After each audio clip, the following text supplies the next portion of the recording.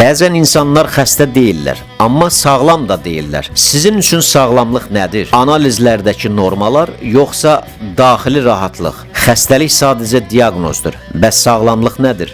O da sadəcə analiz cavabıdır, yoxsa gündəlik həyat keyfiyyətidir? Sağlamlıq əlbəttə ki, həyat keyfiyyətidir burada. Diaqnoz qoymaq ki, sağlamsan, həkim ancaq analizlərin və müayinələrin nəticəsi əsasında qoya bilər. İnsanlar var, sağlam görsənir, bütün göstəricilər normaldır. Bunda psixoloji durum normal olmaya bilər. İnsan var, hər şey normaldır. Bunda özündə olan həyata baxış mənasında sağlam ola bilər.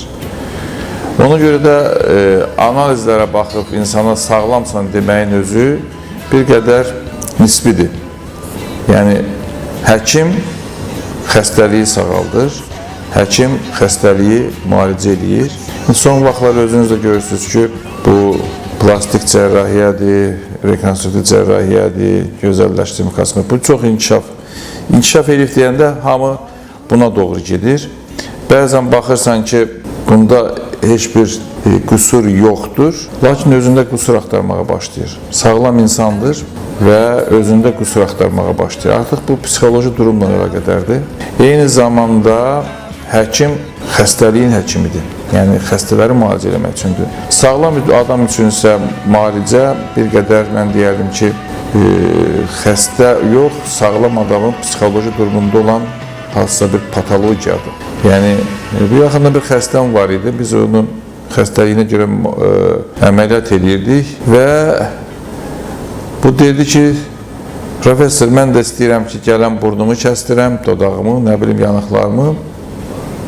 Deyirəm, axı sizdə elə bir çatışmazlıq yoxdur, sizdə elə bir deyim geybəcərlik yoxdur. Deyir, işte biz bir 30-40 qadınıq, əksəriyyəti elətdirib, mən qalmışam, hamı da mənə qəribə baxır.